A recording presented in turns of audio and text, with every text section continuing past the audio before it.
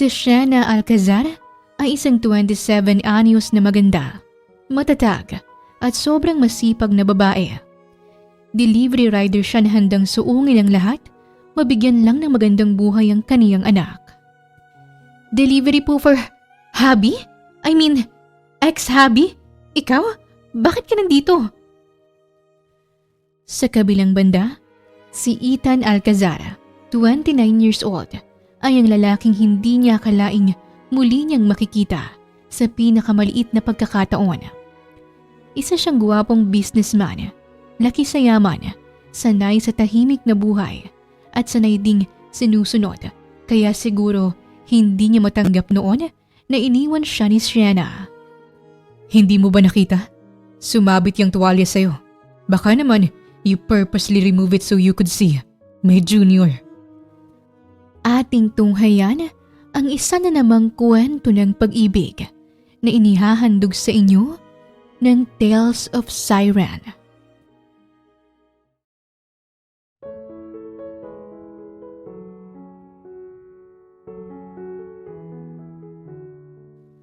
Uy, Shena, aalis ka pa? Gabi na at ang lakas ng ulan, ineng.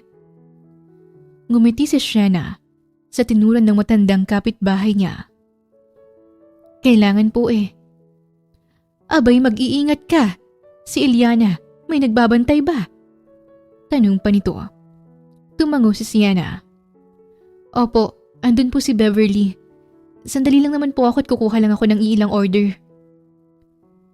Malakas kasi ang buhos ng ulan ngayong gabi. Halos hindi na makita ni Sienna ang kalsada habang nakasakay sa kaniyang motor. Basang-basa ang kaniyang jacket at malamig ang hangin na sumasalubong sa kanya. Pero kahit hirap, tuloy pa rin siya sa pagdi-deliver.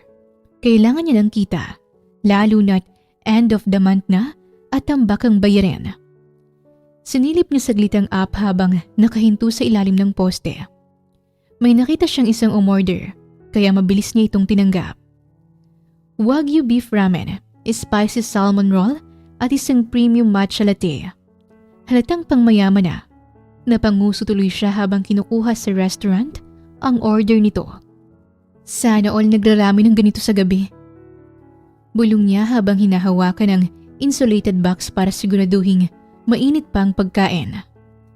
Habang nag-aayos ng gloves, bigla siyang may naalala. Isang taong mahilig ding umorder ng ramen tuwing umuulan at isang taong mahilig uminom ng damo, matcha. May kung anong kumurot sa dibdib niya nang maisip yon pero napailing siya agad. Hindi ko isipin yan ngayon. Bulong niya sa sarili. Trabaho muna. Sinuksok niya ang phone sa pocket at mas sinigpitan ang hawak sa manibela. Walang saysay magdrama ngayon dahil kailangan niyang kumayod, kaya pinili niyang kalimutan ang mga alaalang yon. Pagdating niya sa harap ng Greenwood Heights Subdivision, napabuntong hininga siya. Sikat ang lugar na ito na mamahalin at puro mayayaman ang nakatira. Agad siyang kinalabutan nang makita ang malalaking bahay na parang mga mansyong kinuha mula sa magazine. Okay to, Shena. Baka malaki-laking tip dito. Bulong niya sa sarili bago tinanggal ang fog sa visor ng helmet siya katuluyang nagmaneho papasok sa subdivision. Si Sienna Alcazar, 27 taong gulang, ay isang babaeng hindi natitinag ng pagod o panahon na handang suungin ang lahat para sa anak niyang si Eliana, ang pinakamahalagang dahilan kung bakit siya hindi sumusuko. Siya ang klase ng ina na handang gawin ang kahit ano para sa kinabukasan ng anak, kahit pa buong araw siyang nasa kalsada. Humaharap sa traffic, ulan, init ng araw at pasaway ng motorista. Naka-helmet man at naka-jacket, hindi may tagong natural niyang ganda kahit araw-araw pa siyang nasa kalsada bilang delivery rider. Makinis ang balat niya na bahagyang umiitim dahil sa araw. Isang tana mas lalong nagpapatingkad sa natural niyang ganda. Meron siyang mapupungay na mga mata at mahabang pilik mata.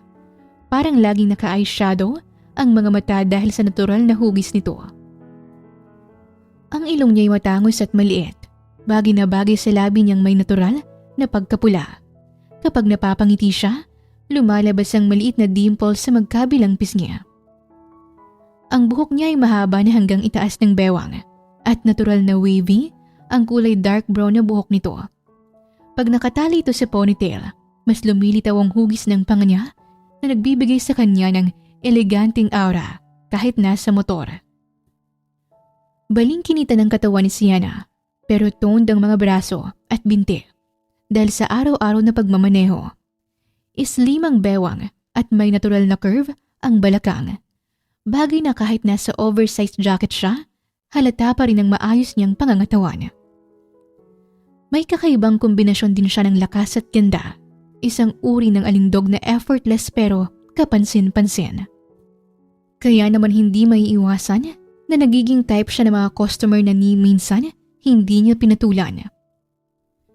Pagpasok pa lang ni Sienna sa loob ng subdivision ay sinundan niya kung saan mismo ang address. 999 Greenwood Street daw. Diretso lang, ikalawang kanto sa kanan at ang dulo ng mahabang driveway na may malaking fountain. Grabe, pangki-drama levels ah. Bulong niya habang binabaybay ang malinis at tahimik na kalsada. Kahit gabi kasi, ay kitang-kita pa rin ang mga ilaw mula sa malalaking bahay na parang mga mansyon. Nang makarating siya sa dulo, hindi niya mapigilang mapahinto. Sobrang laki ng bahay sa tapat niya. May malapad na gate at may dalawang mamahaling sasakyan sa loob na halata kahit sa dilim. Sumilip siya sa number plate sa gilid ng gate. Ngunit napakunot ang noo niya dahil nakatagilid ito at parang nawala sa tamang sabit. Pero 3 number naman ito na sigurado niya ay 999. Ha? Tama ba to? Bulong niya bago nilapit ang motor sa may gilid. Tama naman siguro. Lumapit siya sa gate pero bago pa siya mag-doorbell ay kumuha muna siya ng payong para masigurong maayos ang hawak niya sa paper bag na may ramen at sushi. Ayaw naman niyang mapagalitan. Nang handa na siya tsaka siya tumayo ng tuwid at pinindot ang doorbell. Pero nakailang pindot siya ay wala talagang nagbubukas. Delivery po!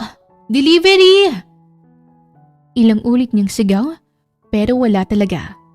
Marahil dahil sa lakas ng tunog ng patak ng ulan, kaya hindi siya naririnig ng mga nasa loob. Pero hindi niya pwedeng ibalik to. Sobrang mahal sa kanya matcha-charge. Nang medyo lumapit siya sa gate para sumilip sana, ay halos magtumbling siya papasok dahil nakabukas pala ang gate. Ay anak ng tupa. Sabi niya dahil nakapasok siya sa loob. Mabuti na lang ay mahigpit ang hawak niya sa mga paper bag. Pinapanalangin niya na lang talaga na hindi ito tumapon sa harap. Delivery for Mr. De La Cruz. Ah! Nanlaki ang mga mata ni Sienna nang biglang may tumahol na aso sa may gilid niya. Hindi ito tumakbo papunta sa kanya pero tahol ito ng tahol at ang malala pa ay hindi ito nakatali. Oh my God! Sienna, huwag kang tatakbo. Hahabulin ka niyan. Sienna, Lord naman eh. Gusto ko lang namang maghanap buhay. Parang tuod siya na kinakausap ang sarili habang nakikipagtitigan sa aso na masama ang tingin sa kanya at parang gagawin na siyang hapunan. Pinapakita pa nito ang matatalas nitong ngipin. Huwag kang lalapit. Magdi-deliver lang ako. Pakikipag-usap niya sa aso na para bang naiintindihan siya. Nakita niyang unti-unti nang lumalapit ang aso at balak na siya nitong dambahin at narinig niya rin ang pag-click ng pinto ng mansyon. Nagpabalik-balik ang tingin niya dito.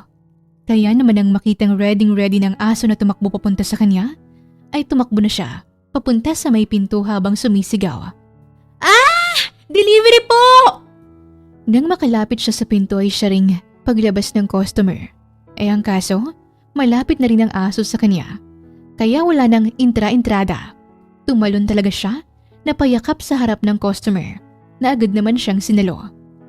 Naramdaman ito ang matigas na braso na nasa likod niya. Napapikit si Sienna. Jenny, no! Baritonong boses ang narinig ni Sienna bago tumigil sa pagtahol ang aso. Nang makarecover, ay dahan-dahan niyang binuksan ang mata at nakitang naglalakad na palayo ang aso na parang walang nangyari. Ang kaso, nanlaki ang mga mata niya nang makita ang posisyon niya. Naka-bridal style na karga kasi siya ng lalaki. At ang pagkain na dinideliver niya, ayon, nasa sahig na. Dahan-dahan siyang tumingin sa customer na ngayon ay karga siya at, "Why are you here?" "Delivery po for..." Nanlaki ang mga mata ni Sienna. "Hubby?" "Hubby?" Kasabay ng pagbitaw ng salitang yon, ay biglang kumunot ang noo ni Sienna na para bang siya mismo ay nagulat sa lumabas sa kaniyang bibig. "I mean, ex-hubby? Ay, ano ba? Ano ba yan? Ikaw? Bakit ikaw nandito?" Napairap siya bago sumigaw muli. "Bitawan mo nga ako!" Agad siyang nagpumiglas nang maramdaman niyang humigpit pa ang hawak nito sa braso niya, pero bago pa siya makalayo, nanlaki ang mata niya. Wala itong pang-itaas. Literal na wala. Ang tanging nakatabon sa kanya ay isang puting tuwalya na nakapulupot sa pang-ibaba. Basa pang buhok nito ang dark brown na halos dumidikit pa sa noo. Malino nakakatapos lang nitong maligo dahil bumabalot pa ang amoy ng sabon at init ng shower sa balat niyang makinis, matikas at halatang hubog sa gym. At ang katawan nito ay pinagsisigawan ang malapad na dibdib at defined na abs. Pati V-line na matutuwang sinumang babae, pero hindi si Sienna. Hindi. "Oh, like what you're saying?" Pangaasar nito, kasabay ng pagtaas ng kilay, napasinghap si Sienna. "Manahimik ka nga!" Sigaw niya sabay hatak ng braso niya palayo. "Bitawan mo ako! Ayoko mapadikit sa'yo!" Dahil sino ba naman ang gustong mapadikit sa kanyang dating asawa na hindi niya nakita ng ilang taon? Dagdagan pa na hindi masyadong naging maayos ang hiwalay nila. Si Ethan Alcazar ay ang uri ng lalaking mahirap, hindi mapagtuunan ng pansin. Meron siyang presensya na agad kumukuha ng atensyon kahit hindi niya sinasadya. Meron siyang matikas na tindig na parang laging handang humarap sa kahit sino, at isang aura na nagsasabing sanay siya sa respeto at paghanga. Ang mukha niya ay parang pinag-isipan ng mabuti. Yung tipong talagang nag-take your time si Lord para lang makagawa ng gantong kaperpektong nilalang. Matangos na ilong, malalim na mata, at makapal na pilik mata na nagbibigay sa kanya ng intensity kapag tumingin. Kahit sino ay matututong umiwas sa tingin, hindi dahil sa nakakatakot siya, kundi dahil mahirap hindi ma-conscious kapag nakatapat ang tingin niya. Makalaglag panty kumbaga. Ang labi niyang bahagyang mapula ay may kurbang madalas nagiging dahilan ng inis ni Sienna, lalo na kapag bumubuka yon para mang-asar. Noon. Pero hindi natatapos ang dating niya sa mukha lang. Magandang pangangatawan ni Ethan. Halatang alaga sa gym at aktibong pamumuhay. Malapad ang balikat, firm ang dibdib at matigas ang abs. Ang bawat galaw niya ay maayos at may kumpiyansa. Sa kabuuan, si Ethan Alcazar ay isang lalaking nakakabighaning tingnan. Isang perpektong kombinasyon ng guwapo, angas at kumpiyansa. At isang lalaking mahirap kalimutan, lalo na kung minsan mo na siyang minahal at iniwan. "Huwag kang magulo, mahuhulog ka." Mariing sabi ni Ethan habang hawak-hawak pa rin ang bewang ni Sienna. "Ayoko nga sabi! Bitawan mo ako!" Halos isinigaw ni Sienna habang pilit lumalayo. Hindi na siya komportable sa lapit nila at lalong hindi sa tuwalyang natitirang kumakapit lang sa katawan ng ex-husband niya.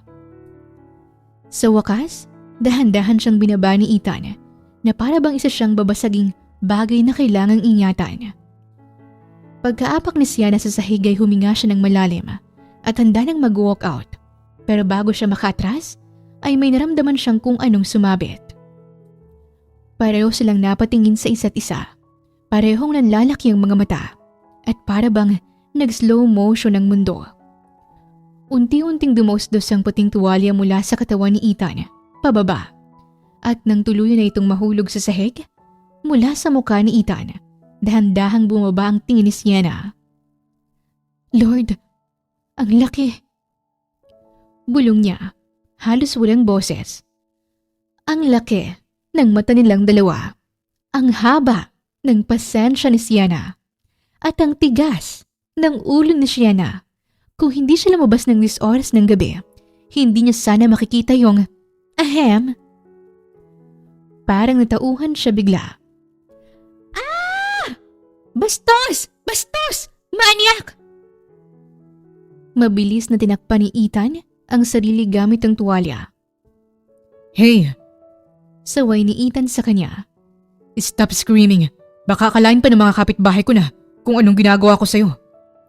May ginagawa ka naman talaga! Nakataas ng kilay at nanginginig sa inis si Sienna. Plinano mo to, no? Ano yan, ha? Bigla ka na magpapakita ng ganyan? Ano? Halos matawa sa pagkainsulto si Ethan. Hindi mo ba nakita? Sumabit yung tuwalya sa'yo. Baka nga ikaw pa yung may pakana. Ikaw ang may pakana! O baka naman, Ngumuso ito pababa sa sarili niya. you purposely remove it so you could see. May junior. Anong junior? Napasigaw ulit si Sienna. Yung, Huwag mong pangalanan, Diyos ko! bakit? Nalula ka ba? Hindi, natakot ako. Alam mo, wala akong mapapala sa iyo eh. Galit na sabi ni Sienna habang sinusubukang ibalik ang composure niya kahit nanlalamig pa rin ang mga daliri niya sa hiya at ines. Kung alam ko lang na ikaw ang dideliveran ko, hindi ko na sana tinanggap. Nagpanggap ka pa na Mr. De La Cruz? Ha? Mr. De La Cruz? Nagtaas ng kilay si Ethan. Hawak pa rin ng tuwalyang muntika ng magdulot ng cardiac arrest sa kanilang dalawa. Oo, yung pangalan mo sa app. Inangat ni Sienna ang cellphone na nasa kamay niya. Sabay hampas sa hangin na parang kaya niyang sapakin ng mismong order ID. Pa-order ka pa? O ayan, nasa sahig na. Turo niya sa plastic ng ramen na ngayon ay tumapon at nakabalandra sa sementadong driveway. Kahit wag mo nang bayaran, kainis? Sinira mo trabaho ko. Sandaling tumahimik ang paligid. Napatitig si Ethan sa kanya ng seryoso at hindi na nakangiti. I didn't order anything. Napanganga si Sienna. Scammer? I swear. Depensa ni Ethan, tinaas pa ang dalawang kamay. Pero nagmamadaling binaba na rin para hindi mahulog ulit ang tuwalya.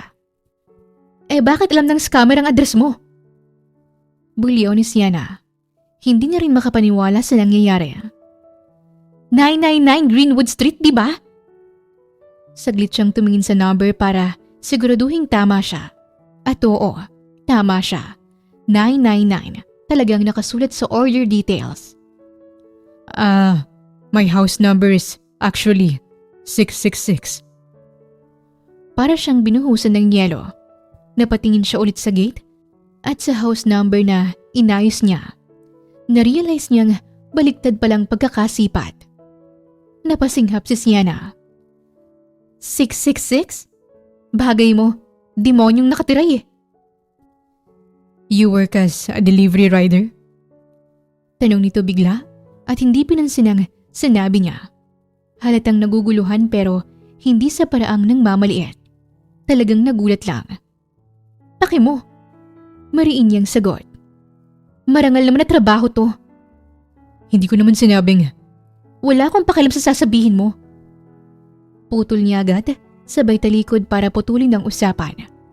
Pero sa loob-loob niya, ramdam niyang hindi naman minamalit ni Ethan ang trabaho niya. Hindi yun ang tono nito.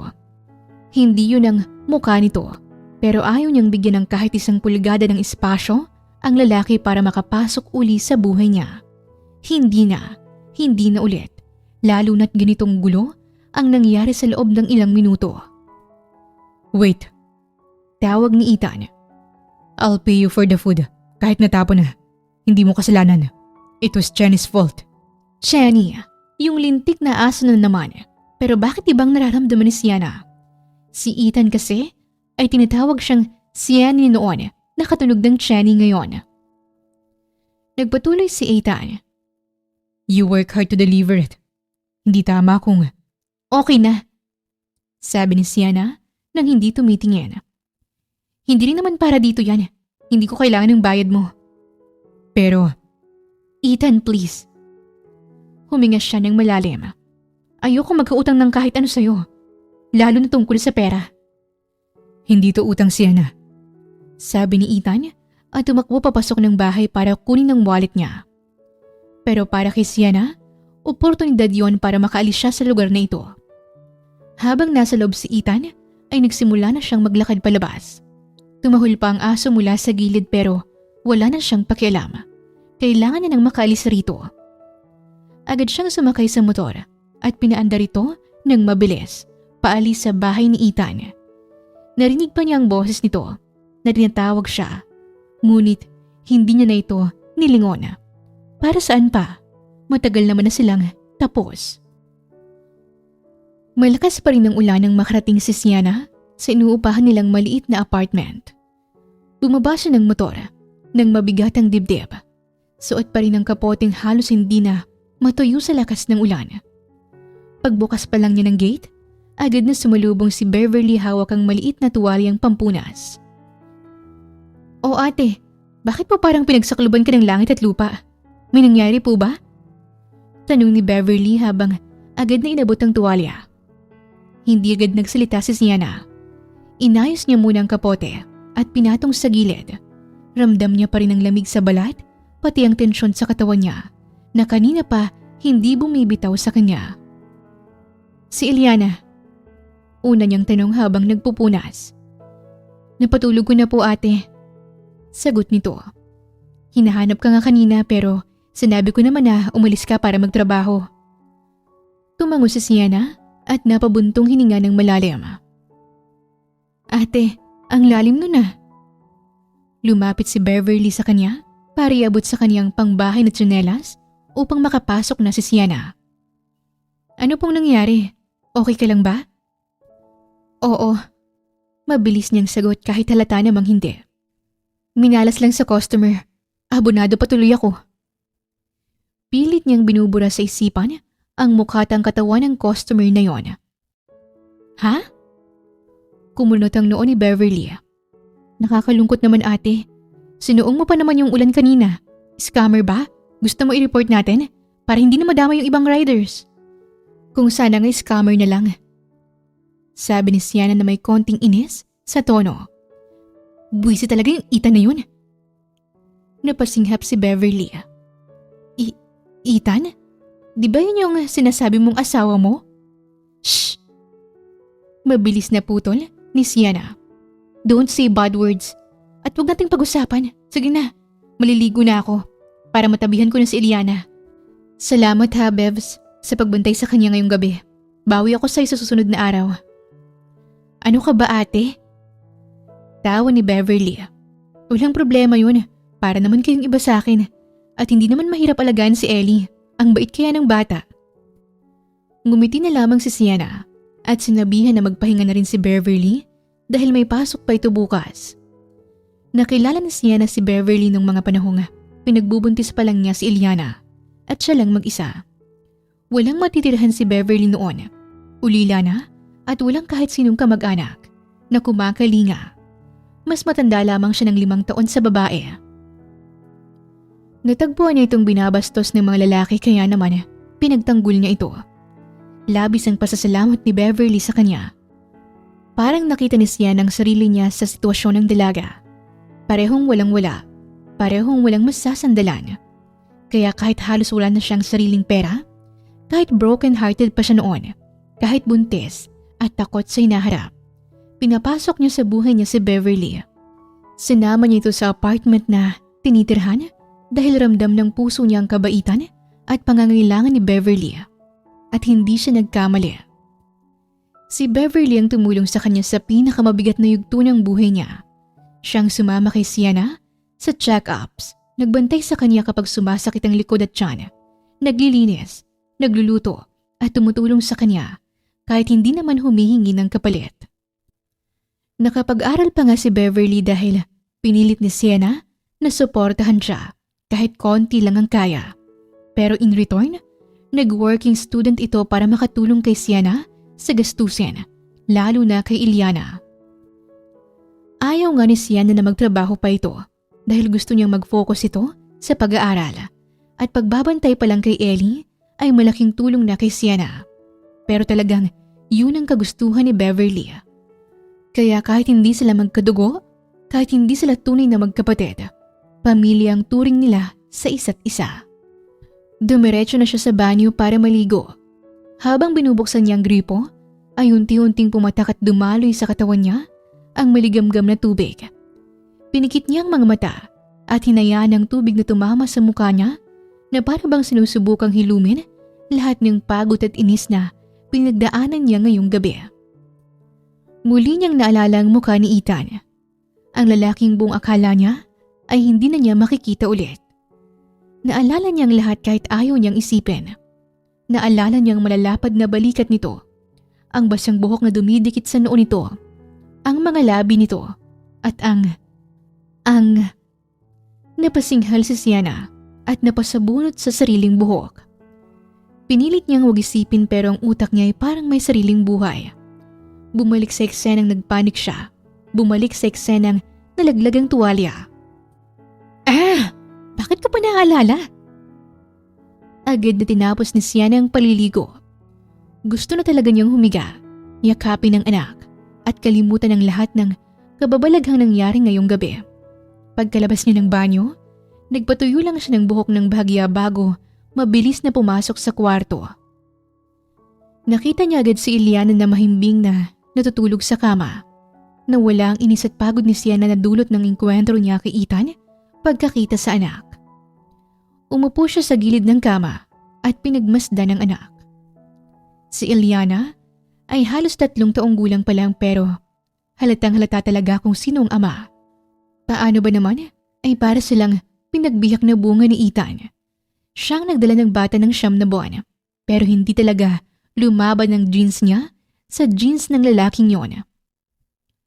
Magandang hugis ng mata nito, mahabang pilik mata. Dinaig pa siya at ang ilong, Diyos ko, parang kinopya lang talaga. Copy and paste mula kay Ethan. Kahit ang hugis ng labi nitong medyo pouty, pati maliit na nunal sa ilalim ng kaliwang mata. Lahat kay Ethan naman na. Napangiti si Sienna kahit hindi niya gusto. Kahit ayaw niyang aminin, ay masaya siyang nakikita niya si Ethan sa anak. Palatandaan yun na minsan sa kanyang buhay, nagmahal siya at minahal siya. Kamukha mo talaga yung tatay mo.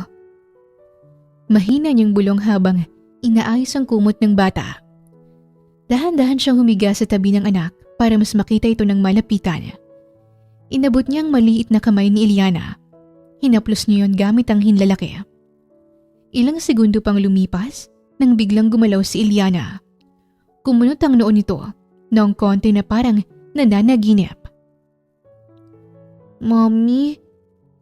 Bulong nito. Ngumiti si Sienna. Sanay na siya.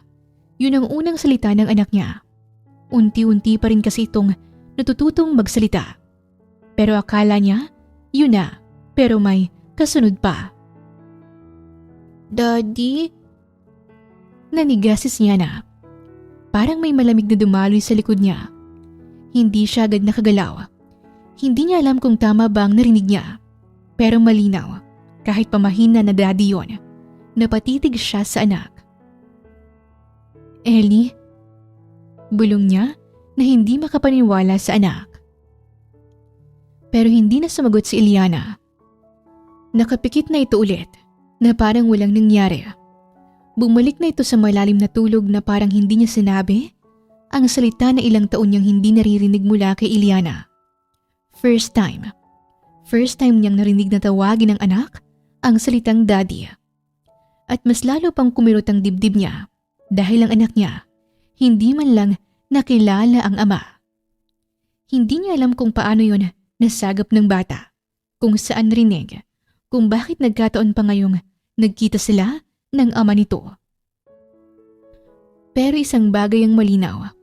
Kahit hindi niya sinasabi kay Ellie ang tungkol sa ama, may bahagi ng puso ng bata ang naghahanap. Napalunok si Sienna. Gusto niyang umiyak pero hindi niya kaya. Hindi niya pwedeng ipakita kay Ellie kahit tulog ito. Kaya ang ginawa niya, ang pinakanatural sa isang ina. Niyakap niya ang anak. Inilapit niya ang noo sa maliit na ulo ni Iliana at bumulong. Ako lang muna ngayon anak, ha? Ako lang dahil hindi na pwede. At doon na rin, habang yakap ang pinakamahalagang tao sa buhay niya. Unti-unting bumigat ang mga mata ni Sienna hanggang sa tuluyan siyang nakatulog. Yakap-yakap ang kaniyang anak. Umaga pa lang ay naghahanda na si Sienna para sa panibagong trabaho ngayong araw.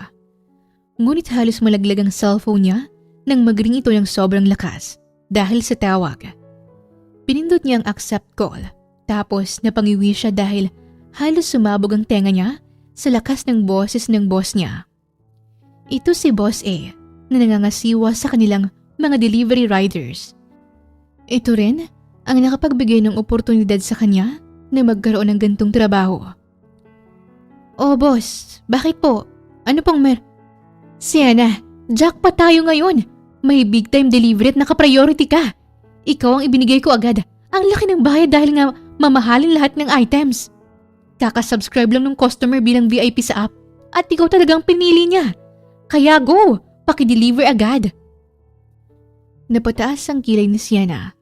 Hindi dahil sa pressure kundi dahil sa salitang big time. Malaki ba talaga?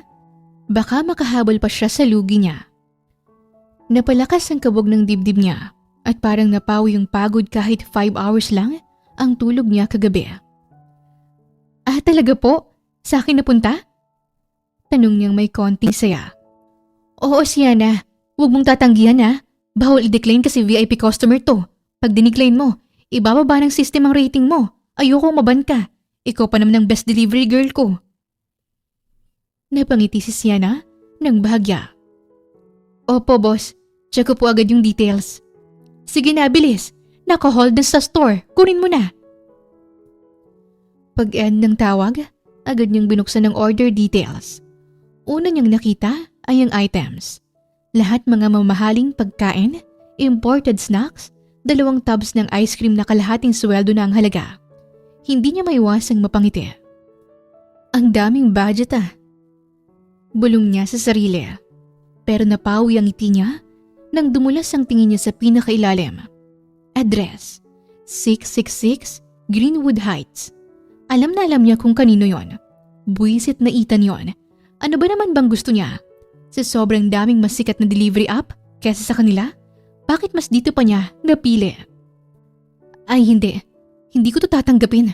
Hindi ko haharapin yung taong yun. Hindi talaga.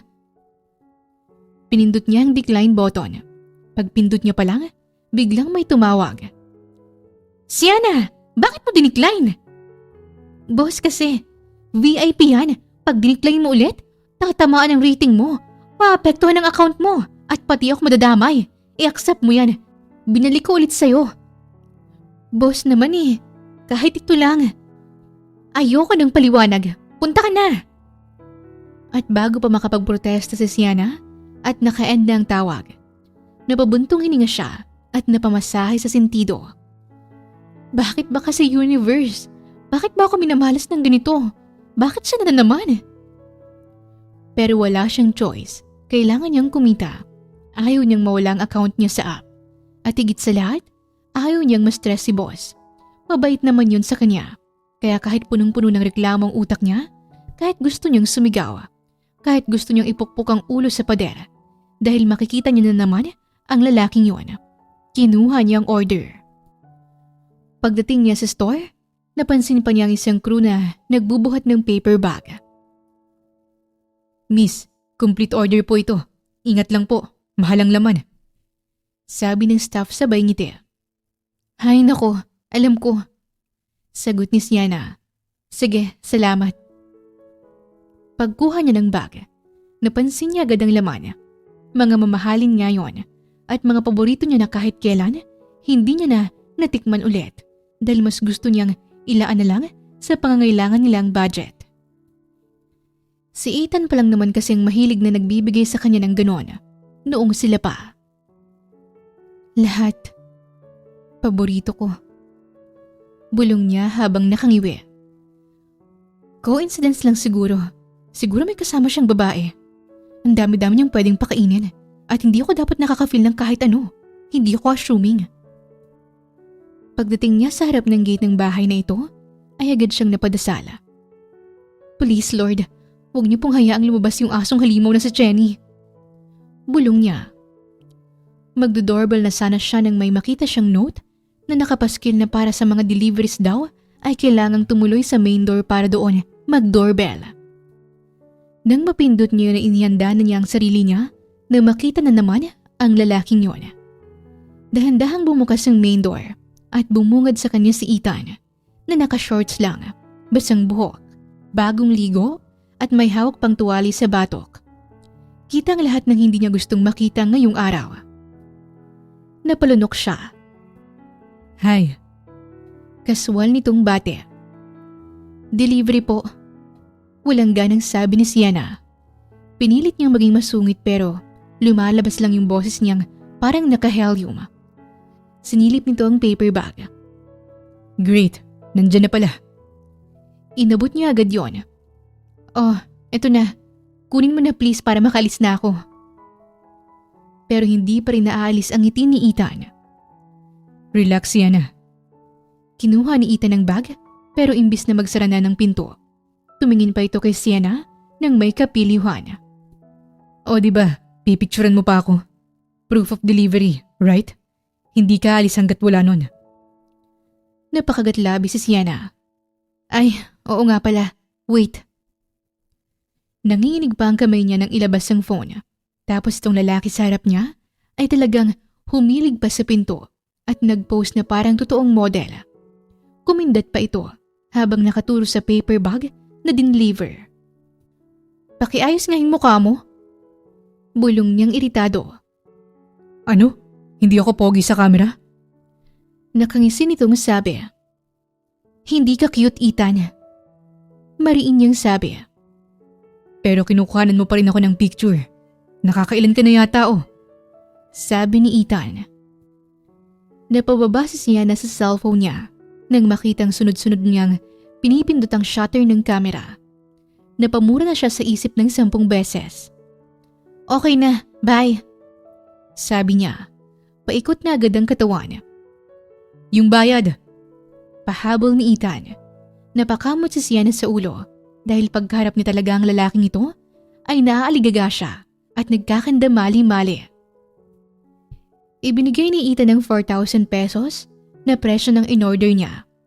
Magpapasalamat na sana si Sienna, ngunit binigyan siya nito ng another 5,000 pesos. Para saan to? Tip mo. Sagot ni Ethan. 5,000 pesos? Eh mas mahal pa yung tip mo kaysa sa in-order mo. It's okay. Keep it, Sienna. It's nothing.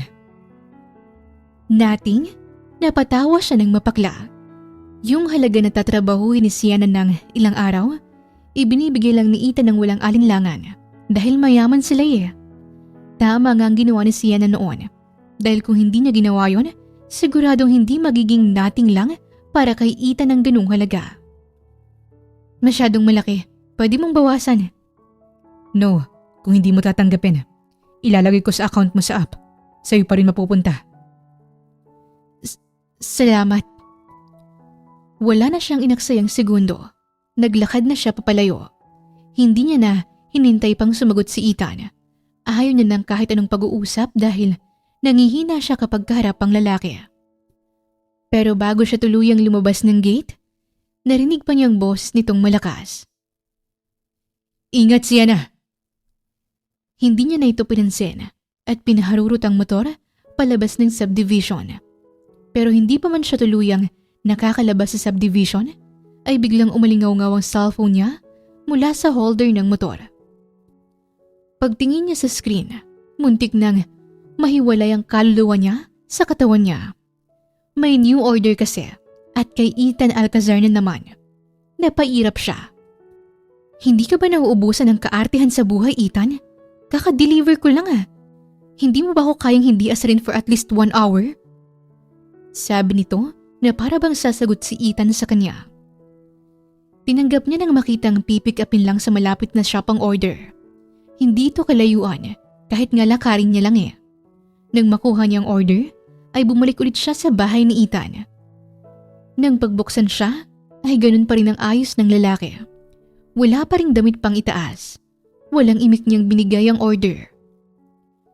Thank you. Ngiting-ngiting sabi ni Ethan sa kanya. Napairap na lang siya at mabilis na pinicturan ng lalaki. Wala na siyang pakialam kung blurred pa yon. Binayar na naman siya ni Ethan para sa order niya na nagkakahalaga ng 1,000. Tapos may inabot na naman na tip na 5,000. Ethan, ano na naman to? Hindi ako nakikipagbiruan sa'yo. Seryosong sabi niya. Hindi rin ako nakikipagbiruan, Sienna. Kinakawaan mo ba ako kaya ka nagsasayang ng gantong kahalagang pera pang tip? Diretsong tanong ni Sienna. Nanlaki ang mga mata ni Ethan. No! Bakit ganito kalaki? Gusto ko lang i-appreciate yung ginagawa mo. It must have been hard for you to do this. I'm really proud of how strong a woman you are. Mahinang sabi ni Ethan. Agad nanlambot ang puso ni Sienna dahil doon. Nangilid pa ang mga luha sa kanyang mata dahil iba pala kapag kay Ethan niya narinig yun. So please, take it. You deserve this. Sana pinambili mo na lang ng t-shirt yung binibigay mong tip. Pinasadahan niya ng tingin si Ethan mula ulo hanggang paa. Mukhang kulang ka kasi nun. Iniba niya ang usapan dahil ayaw niyang umiyak sa harapan ni Ethan. Ngumisi ang lalaki. I just know you like the view. Che! Sabi ni Sienna at agad na iniwan ng lalaki. Pero literal na 5 bahay pa lang ang nalalagpasan niya mula kay Ethan ay tumunog na naman ang cellphone niya para sa panibagong delivery. At kailangan niya pa bang sabihin para kanino yon? Bakit siya na naman? Pero kahit gano'n, may maliit na parte ng puso niya na kalmado. Hindi niya sasabihin kahit kanino, lalo na kay Ethan. Pero nahimasmasan siya. May dagdag pambayad siya sa kuryente. May pangbili si Eliana ng gatas. May pandagdag sa ipon nila. At kahit ini siya kay Ethan, kahit irita siya sa paglitaw nito na topless, kahit gusto niyang batukan ito sa sobrang kulit, hindi niya may tatanggi. Napapaga ng konti ang araw niya. Kinuha niya ang order na matcha latte dito sa tabi ng bahay ni Ethan. Bakit hindi na lang ang lalaki ang kumuha nun? Pagdating niya sa gate, sinalubong na naman siya ni Ethan na nakangiti pa. Ano na naman to? Sabi ni Sienna habang inaabot ang paper bag. Sobrang bored mo ba sa buhay mo, ha? Umangat ang kilay ni Ethan pero chill pa rin. Hindi gusto ko talaga yan. Tsaka kung ayaw mo, pwede mo namang i-cancel. Hindi ko nga ma-cancel. Reklamo ni Sienna. Tumawa lang si Ethan. Then, lucky me. Pagkatapos nun, nagulat na lang si Sienna nang ibigay ulit ni Ethan ang tip. Pagtingin niya, 10K na naman. Hoy! Ano ba tong ginagawa mo? Halos mapasigaw siya. Kanina pa ako napapa-double take sa mga tip mo. Last na. Sagot ni Ethan na parang wala lang sabay thumbs up. Promise. Thank you for today, Sienna. Aalis na sana siya pero Sienna! Napahinto siya nang may konting ines. Ano na naman? Lumapit si Ethan habang may hawak na paper bag. Hindi lang isa kundi lahat ng items na dineliver niya. Paglapit nito ay parang medyo nahihiya pa. Sa'yo na to. Sabi niya sabay abot. Busog pa pala ako. Ha? Nanlaki ang mata ni Sienna. Bakit nagpa-deliver ka pa? Wala, gusto ko lang. Mabilis na sagot ni Ethan bago pa siya makatanggi. Ingat ka, last na talaga yan. At bago pa siya makapagsalita, mabilis itong tumalikod at pumasok sa bahay na parang tumatakas. Naiwan si Sienna sa motor, hawak ang 3 paper bag habang nakanganga pa rin sa gulat. Ang lalaking yun talaga. Ayaw ni Sienna Pero hindi niya maiwasang mapataas ang sulok ng labi dahil sa ginagawa ng lalaking iyon. Simula noong araw na yon, araw-araw na may bagong delivery request, si Ethan, wala siyang palya. At wala namang choices niya na kung hindi gawin yon dahil kung hindi ay lagot siya kay boss. Ang kaso ay lahat ng dinideliver niya ay inuuwi niya rin dahil binibigay ni Ethan sa kanya. Tumanggi man siya ay ang sabi ni Ethan ay wala naman daw ibang kakain nun. So imbis na masayang ay ibibigay niya na lang kay Sienna. Ang litaw tuloy ay parang nagdi-deliver lang siya roon para magpakita kay Ethan. Araw na araw na nga niyang nakikita ang pagmumukha ng lalaking yon at naaalibadbaran na siya. At isa pa, hindi na siya nakaka-take ng ibang orders dahil sabi ni Boss A ay nirequest daw talaga siya ni Ethan para sa lahat ng mga orders niya. Hindi na nga siya sobrang napapagod ngayon dahil hindi niya kailangang magmaneho sa iba't ibang lugar. Malapit lang rin kasi ang pinag-orderan ni Ethan. Ang isa pa, sobrang laki ng tip. Pag-uwi na siya ng araw na yon, ay sinalubong agad siya ni Iliana. Mabilis na tumulo ng bata nang makita na may dala na namang paper bag ang ina. "Mommy, food?" Halos tumulo ng bata sa tuwa. Napabuntong hininga si Sienna, pero ngumiti rin. Kaya rin hindi matanggihan ni Sienna ang mga binibigay ni Ethan dahil rito. Sobrang saya kasi nito na laging may pasalubong na hindi niya naman nagagawa noon. "Oo anak, pasalubong." "Thank you, Mommy. Give me Mr. Mabait." Natawa na lang si Sienna at tumango. Kung alam niya lang talaga kung sinong Mr. Mabait yon. Napaupo siya sa sofa at napatingin sa mga paper bag. Halos mabuo ang isang linggong grocery nila. "Mommy, pwede say thank you po Ellie kay Mr. Mabait someday?" Napapikit siya. "Hindi na anak, okay na yun." "Dami food, Mommy eh. Ellie wants to say thank you." Tumango na lang si Sienna at iniba ang usapan dahil ayaw niya nang pahabain ito. Siguradong kukulitin siya ng anak kung hindi siya pumayag dahil turo niya kay Iliana kapag naging mabait ang isang tao, kailangang magpasalamat. Pero hindi sa ganitong sitwasyon, hindi sila pwedeng magkita. Mawawalan ng saysay lahat ng nangyari sa nakaraan. Pero isang araw, nang mag-deliver siya kay Ethan, ay nangyari ang hindi inaasahan. Hapon na nang dumating ang order nito, nagpunta siya roon. Napansin niya na medyo makulimlim at mukhang uulan pa. Buti na lang ay nakarating siya rito nang hindi pa bumabagsak ang malakas na ulan.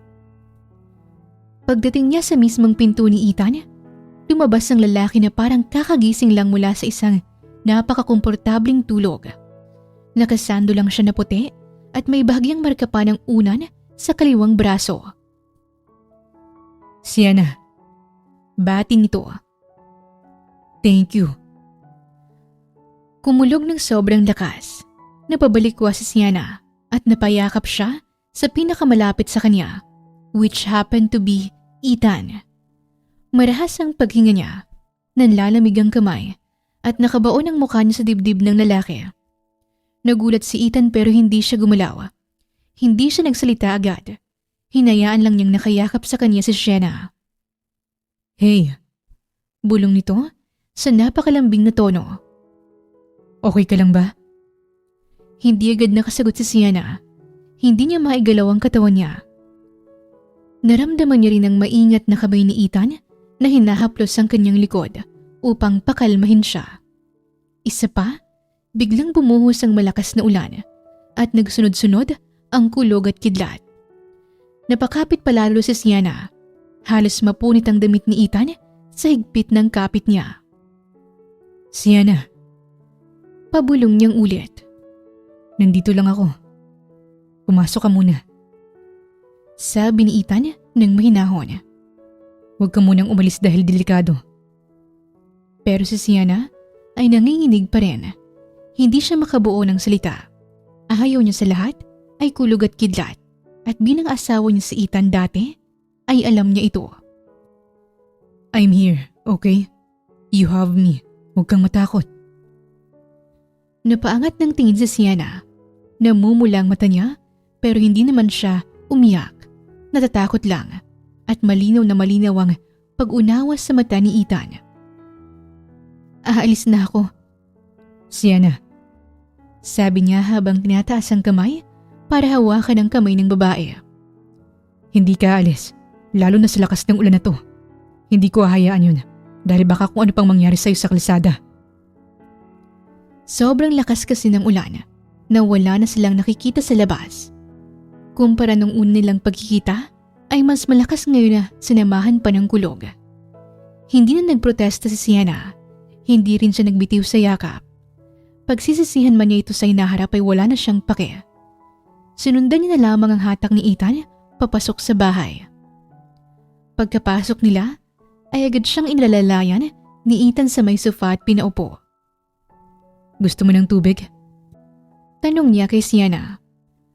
Akmang aalis na sana ito para kumuha ng biglang hilahin ni Sienna ang shirt ni Ethan para makabalik ito sa tabi niya. Umiling si Sienna ng mabagal. Dito ka lang. Tumango si Ethan. Okay. Isa na namang kulog. Natigilan ulit si Sienna. Parang nabawasan ulit ang kulay ng mukha niya at dito na hindi napigilan ni Ethan. Lumapit siya at tinapik ang balikat nito. Sienna, tingin ka sa akin. Dahan-dahan siyang lumingon at nagtama ang kanilang mga mata. Doon niya naalala si Iliana. Kuhang-kuha talaga nito ang mukha ng ama. Walang mangyayari sa'yo as long as I'm here. Okay? Pasensya na. Hindi ko talaga kaya. Mahina ang tinig ni Sienna. Hindi mo kailangan magpaliwanag.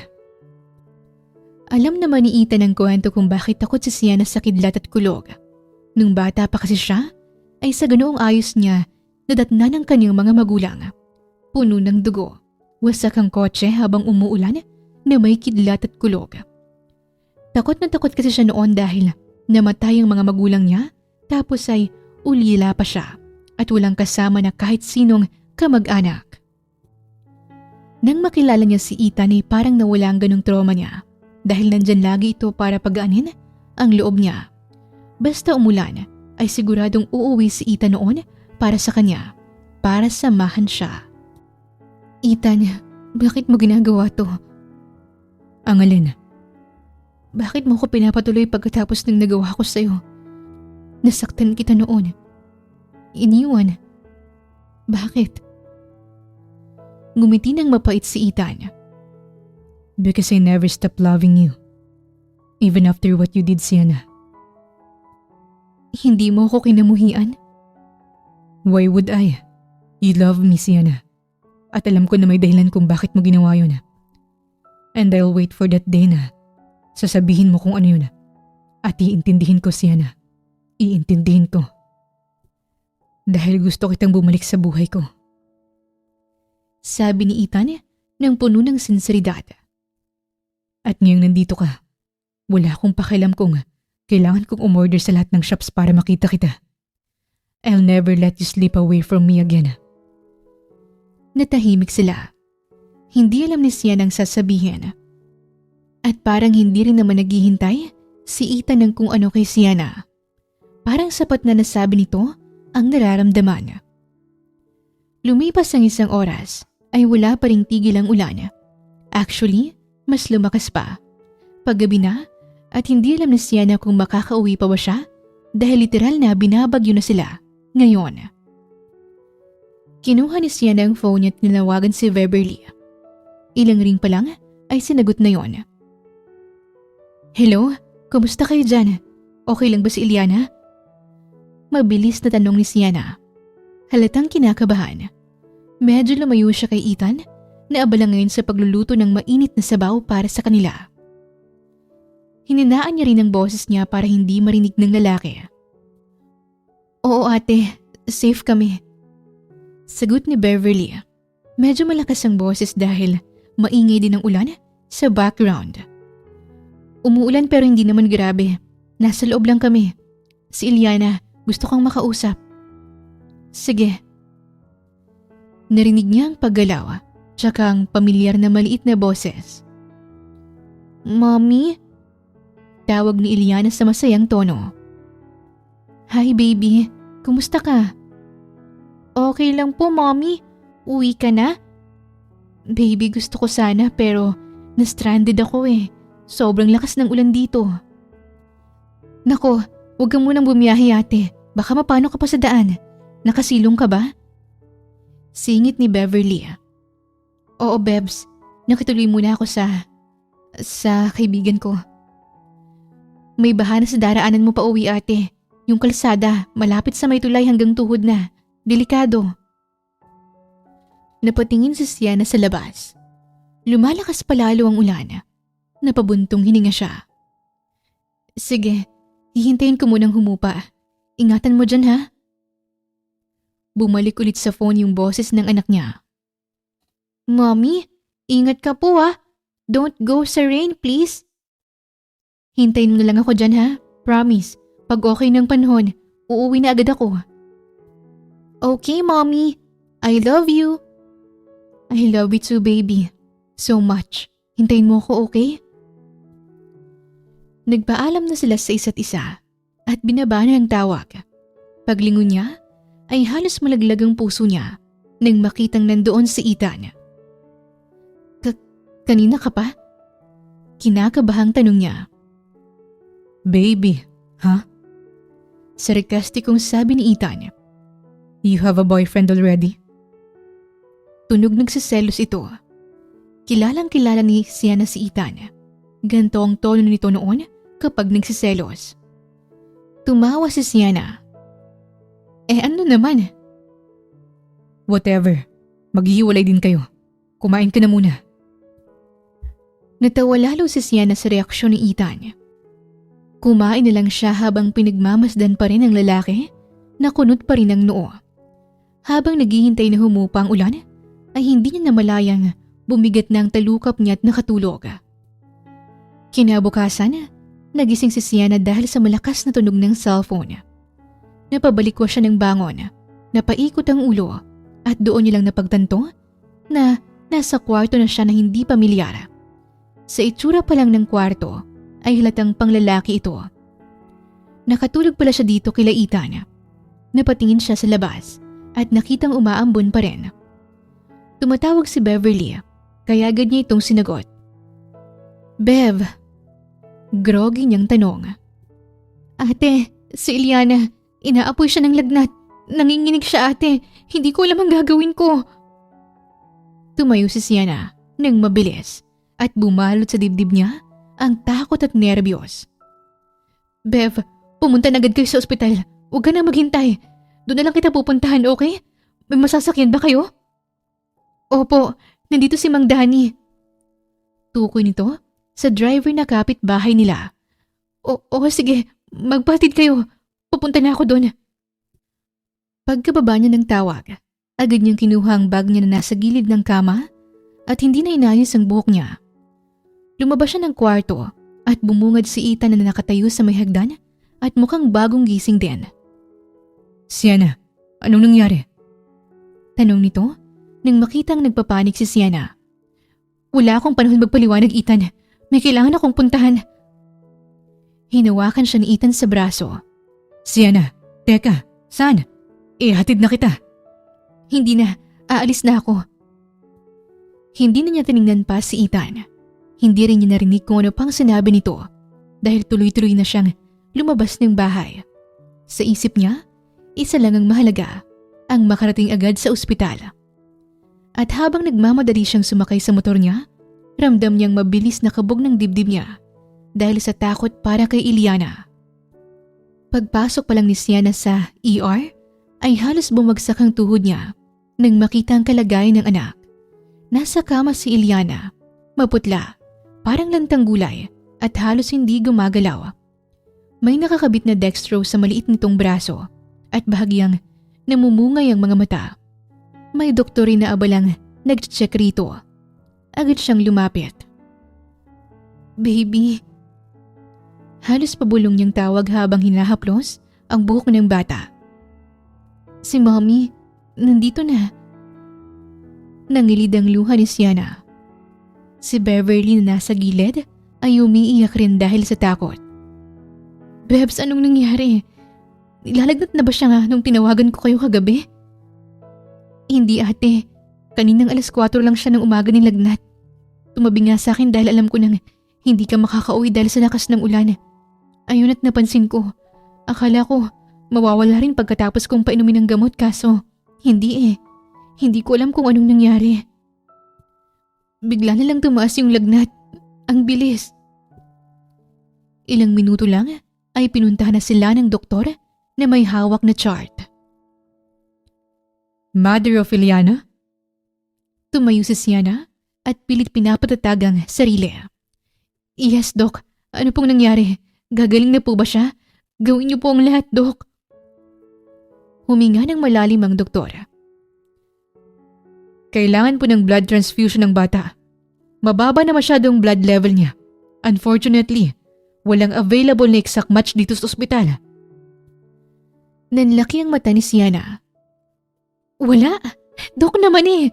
Paano po pag gantong emergency? Anong mangyayari sa anak ko? We checked the supply. Wala kaming stock for her blood type. Kailangan po nating i-check kayong pamilya ng bata. Doc, pwede po kami. Magpapatest kami ngayon din. At yun nga ang ginawa nila.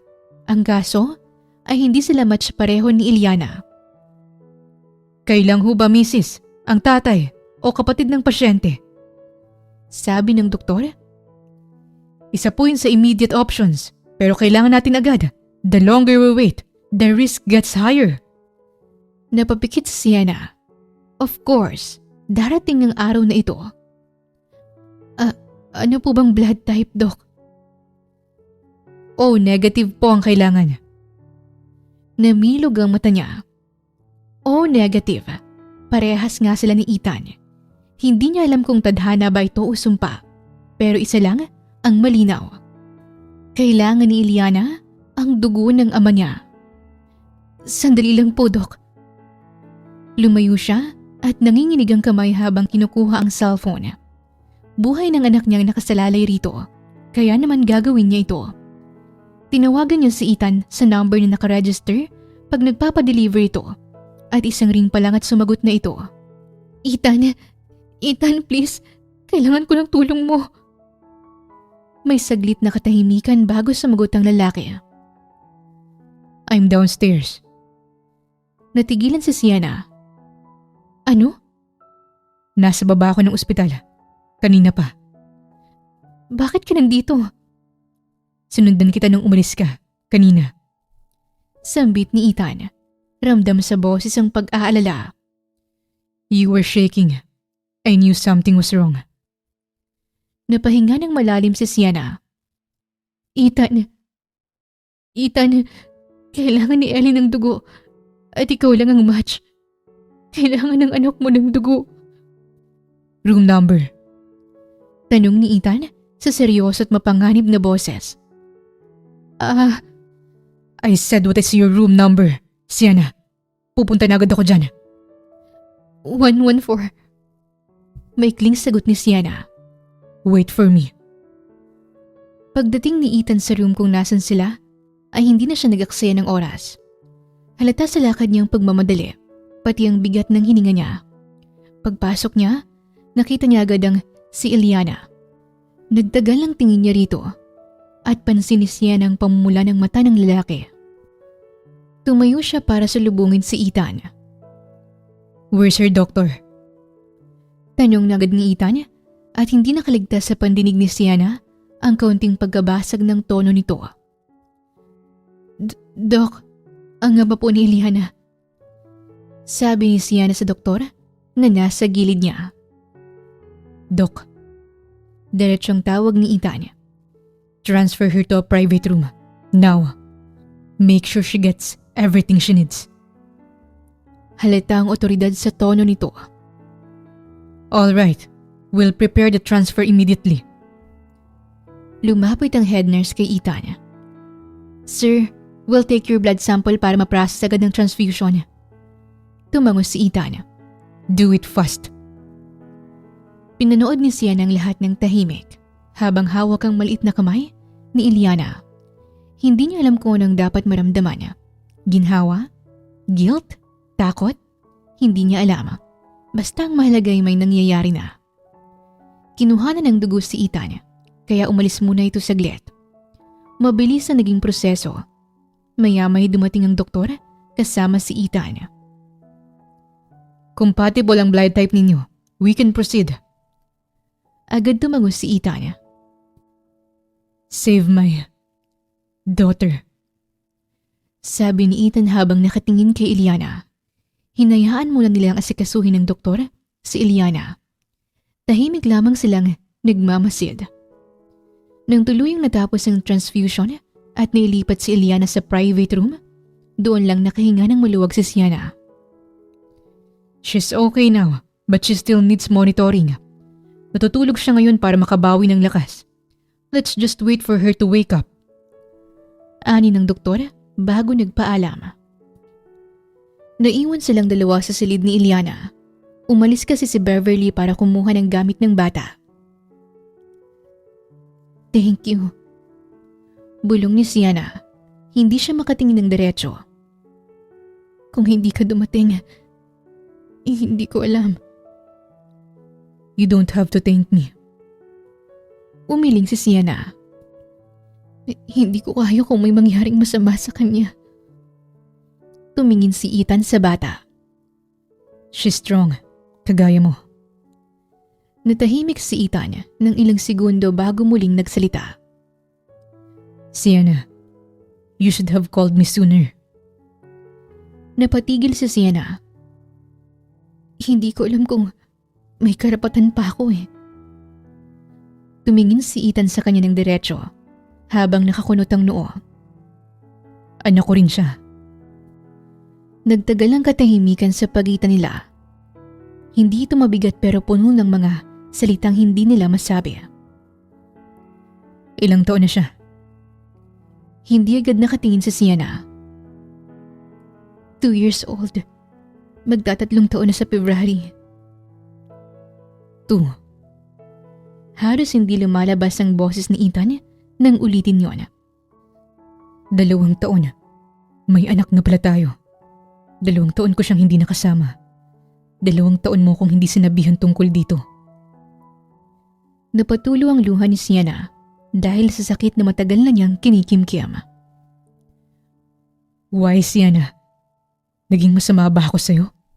Hindi ba ako karapat-dapat? I wasn't perfect but I really tried. Nabasag ang tinig ni Ethan at kita ni Sienna kung paano tumulo ang luha nito. Sobrang dalang niya lang makitang umiiyak si Ethan, kaya parang sinasakal ang puso niya na makita itong ganito. Hindi mo kasalanan. Ako. Then why? Bakit mo ko iniwan? Bakit ka nawala? Bakit mo pinanaking mag-isang anak natin? Ito na yon. Ito na yung katotohanang matagal niyang hindi nasabi kahit kanino. Kinausap ako ng mama mo. Parang napako si Ethan sa narinig. Nanlaki ang mga mata nitong napabaling kay Sienna. What? Tumulo ang luha ni Sienna habang nakatingin sa sahig at pilit na pinipigilan ang paghikbi. Sinabi niya sa akin na kailangan mong bumalik sa Amerika. Kailangan ang magmamana ng kumpanya niyo. Ayaw mo raw umalis dahil sa akin. At kung hindi kita hihiwalayan, papahirapan ka nila. Itatakwil. She said that? She actually... Ethan, ayoko maging hadlang sa mga pangarap mo. Mas lalo pang lumakas ang hikbi ni Sienna. Ayokong ako ang maging dahilan para masira ka. Alam kong pangarap mong kunin yung kumpanya niyo kahit bago pa tayo magkakilala. At alam kong hindi ako gusto ng pamilya mo noon pa. Napapikit si Ethan habang pinapakinggan si Sienna. Kumuyom ang kamao nito. Sienna, hindi kita binitawan. You were the one I chose. Ikaw ang asawa ko. I want the company, yes. But I want you to. Pinangako ko noong kinasal tayo na pipiliin kita lagi. Umiling si Sienna. Pero hindi sapat ang pagmamahal ko kung ang kapalit ay masisira ka. At ang kasal natin, Ethan, hindi alam ng pamilya mo. Nasaktan sila nung nalaman ang kaisa-isang anak nila ay piniling magpakasal sa babaeng hindi mukaparehas ng estado, ng patago. Lalong tumulo ang luha ni Ethan. I was looking for you. Bulong niya habang nanginginig ang tinig. For years. Kahit saan ako magpunta, hinahanap kita. Pero wala eh. Wala ka. Natigilan si Sienna. Hindi niya alam yon. Wala siyang idea na hinanap sila nito. Ang sabi ng mama mo, kung mahal kita, iiwan kita. At sinunod mo siya. Oo, sinunod ko. Humagulhol siya. Dahil mahal kita. Kasi Ethan, ang daming nasira at masisira sa'yo kapag pinagpatuloy pa natin. Yung relasyon mo sa mga magulang mo, nagkagalit kayo dahil sa akin. Dahil pinaglalaban mong relasyon natin. Sienna, you should have told me. You should have trusted me. Ikaw at ikaw lang ang pinili ko. Pero hindi ako pwedeng maging selfish. Kung mawala lahat sa'yo, kung magalit ang pamilya mo, kung mawasak ko ang future mo, at wala sa plano natin si Ellie noon, dahil parehas nating ayaw magkaanak. Ayaw nating magkaanak. Pa, dahil gusto nating tayo muna. Pero kung ibibigay sa atin siya na, mamahalin ko siya. Mamahalin natin siya. Bungay ng pagmamahalan natin eh. Hinawakan ni Ethan ang kamay niya na parang ayaw na itong pakawalan. Sienna, I lost everything anyway. Because I lost you. Natulala si Sienna. Hindi niya alam na ganun pala kasakit para kay Ethan at hindi niya alam na ganun kalalim. Wifey. Bulong ni Ethan. Unang beses niya ulit tawagin yun ng sobra ang bigat ng emosyon. Please babawi ako. Hayaan mo kong bumawi sa inyo. Sa anak natin. Sa'yo. At doon para bang naghilom ang isang sugat na 2 taon nilang parehong tinimkim. Matapos ang naging pag-uusap nila ay parang nabunutan si Sienna ng malaking tinik sa dibdib. Kamukhang kamukha ko talaga siya, no? Bulong ni Ethan. Magiliw nitong pinagmamasdan ng anak na mahimbing pa ring natutulog. Ilang minuto pang lumipas ay biglang kumurap si Eliana.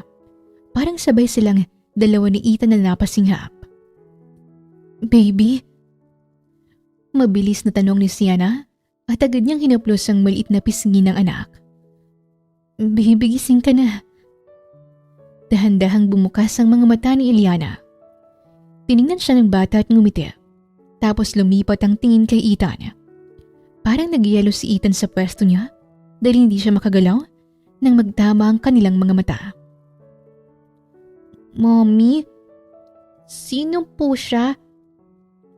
Nagtatakang tanong ni Eliana sa ina. Anak? Siya si Mr. Mabait. Sabi ni Sienna. Nagtataka ring tumingin sa kanya si Ethan. Siya yung laging nagbibigay ng food sa atin. Wow! Really po? Thank you, Mr. Mabait. At anak, siya ang daddy mo. Masayang sambit ni Sienna. Hi. Nahihiyang bati ni Ethan. I'm your daddy. Daddy Ethan. Para siyang batang kinabahan. Hindi sigurado kung tatanggapin ba siya o hindi. Tumingin si Eliana na parang nag-iisip. Tapos ay biglang ngumiti. Isang maliit, nahihiyang ngiti na may kasamang pagkislap ng mga mata. Daddy? At doon tuluyang bumigay si Ethan. Napaluhod siya sa gilid ng kama. Tinakpan ang muka. Humikbi nang hindi niya mapigilan. Yes, your daddy. Mahinang bulong ni Sienna. Hindi rin mapigilan ang luha. Siyang nag-help sa'yo, baby, para gumaling ka. Marahang tinaas ni Eliana ang maliliit na kamay para abutin ang kamay ni Ethan. Agad yung inabot ni Ethan at hinawakan ng mahigpit. Daddy, ulit ni Eliana nang mas malinaw na. Thank you. Natawa si Ethan habang umiiyak. Ako dapat ang mag-thank you, anak. Bulong niya habang hinahaplos ang buhok ni Eliana. Hindi mo alam kung gaano kita kamahal. Kung gaano ako kasaya na nasa buhay kita ngayon. Tumingin si Eliana kay Sienna, tapos kay Ethan. Naglapit ang dalawang magulang habang nasa gitna si Eliana. Hawak nila pareho ang maliit niyang kamay. Pagkalipas ng ilang araw, unti-unting lumakas si Eliana. Nasa private room pa rin sila at halos araw-araw ay nandoon si Ethan. Hindi man sabihin, halata ang paninindigan niyang hindi na muling mawawala.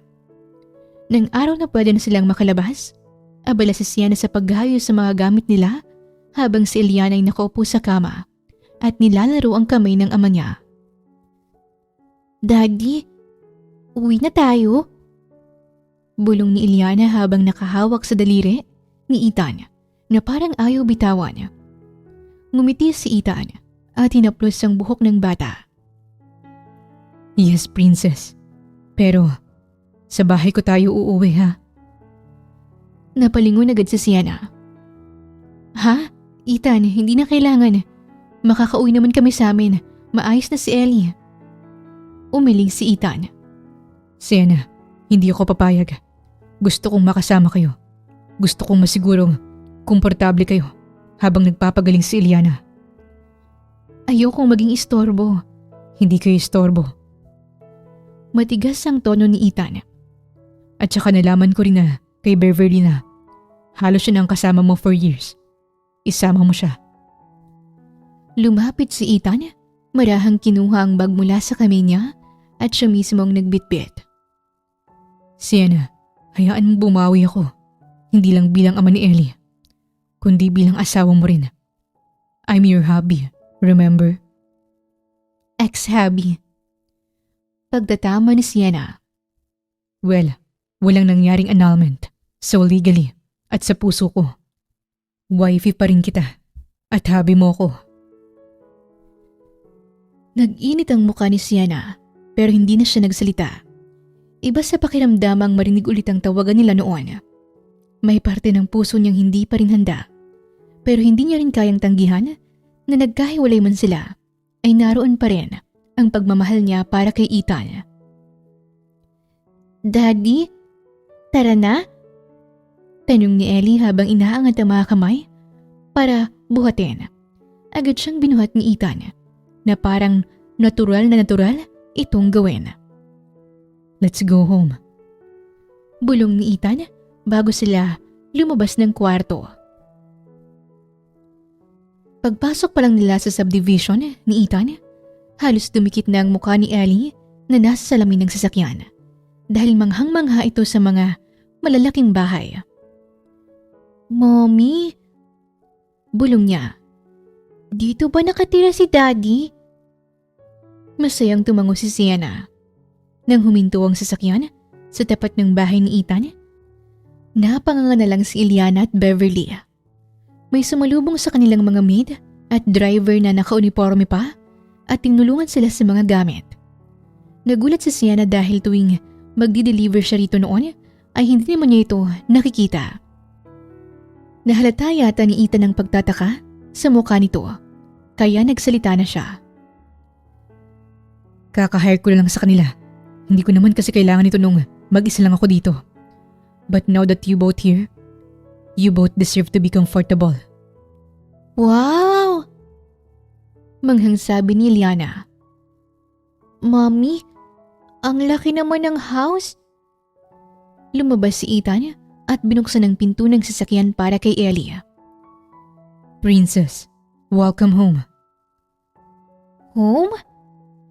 Napatingin si Eliana kay Sienna agad.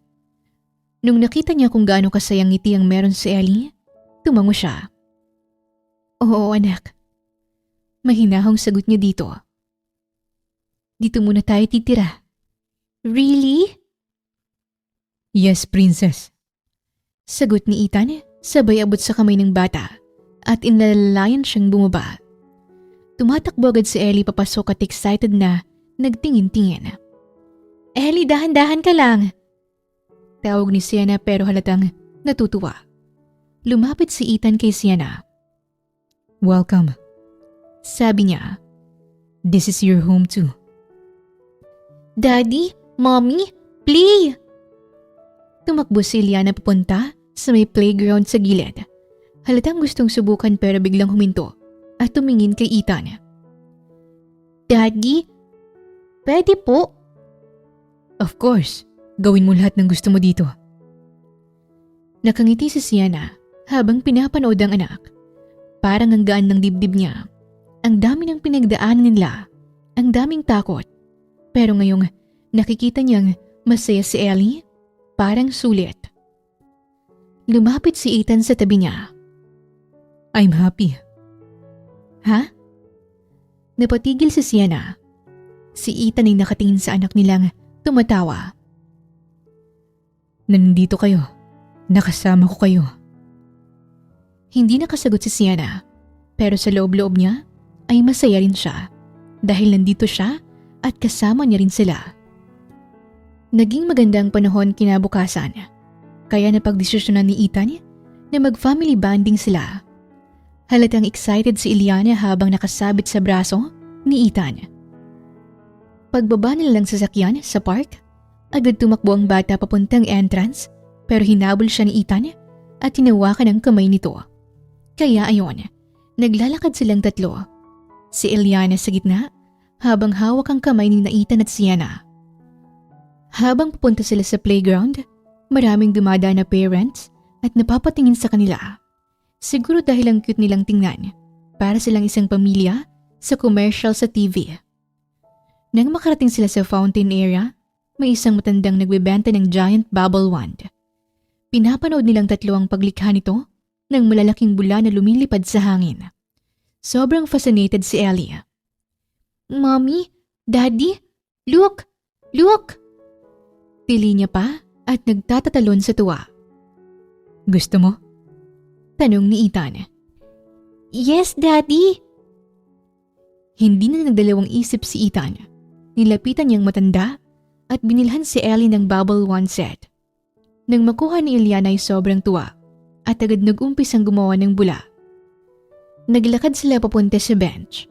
Si Ellie naman ay pagod sa kakahabol ng bula kaya pumunta agad sa gitna nila at naupo. Mommy, Daddy, I'm so happy. Really anak? Masaya akong masaya ka. Sabi ni Sienna at tinalikan ang pisngi ng anak. More kiss? Sabi ni Ellie. You and Daddy, kiss me. Sa cheeks. Napatingin si Sienna kay Ethan at sabay silang natigilan. Sabay po. Dagdag pa ni Ellie. Mommy on the left, Daddy on my right cheeks. Utos ni Ellie sa magulang na halos magka-heart attack na sa pinagsasabi ng anak. Nagkatinginan sina Ethan at Sienna, yung tipong tingin na parehong nagtatanong. Pero pinilit nilang maging kalmado kahit halatang kinakabahan. Okay, 1, 2, bulong ni Sienna at lumalapit na. 3! Sigaw ni Ellie na excited. Sabay lumapit sina Ethan at Sienna para halikan si Ellie sa pisngi. Pero imbis na pisngi ni Eliana ang lalandingan ng kiss mga labi nilang nagdikit dahil tumayo si Ellie. Tumakbo palayo at sumigaw. Bye, Mommy! Daddy! More bubbles! At dahil doon, diretsong dumampi ang labi na Sienna at Ethan sa isa't isa. Nanlaki ang mata nila pareho. Agad umurong si Sienna at napalunok. Si Ethan naman ay hindi makapagsalita. Parehong nagpapanik ang puso nila at tumibok ng sobra-sobra. Sorry. Bulong ni Sienna kahit hindi niya alam kung bakit siya nagsusorry. I'm sorry din. I didn't expect it. Tumango si Sienna pero hindi mawala ang mabilis at sunod-sunod na tibok ng puso niya. Mommy! Daddy! Kiss kayo! Sigaw niya ulit sabay palakpak. Napapikit si Sienna sa hiya. Grabe ka talaga, Ellie. Natawa si Ethan at nahihiyang lumingon kay Sienna. Pasaway. Makalipas ang ilang buwan simula nang tumira sila sa bahay ni Ethan, hindi na nila namalayan ang paglipas ng oras. Parang araw-araw ay may bago silang dahilan para ngumiti. Sa bawat araw na magkasama sila, mas nagiging close ang mag-ama at parang hinahabol nila ang mga panahong hindi nila nakasama ang isa't isa. At habang mas lalong nagiging close si Ethan at Iliana, napapansin din ni Sienna na mas nagiging komportable na siya sa presensya ni Ethan. Hindi niya alam kung dahil ba sa araw-araw silang magkakasama o dahil nakikita niya kung gaano kabuti ang loob nito pagdating sa anak nila.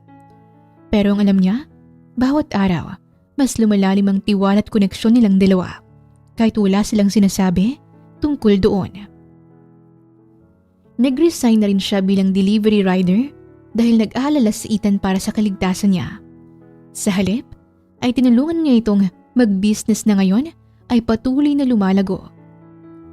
Isang hapon, habang nag-aayos si Sienna sa sala, nagulat siya sa tunog ng busina sa labas.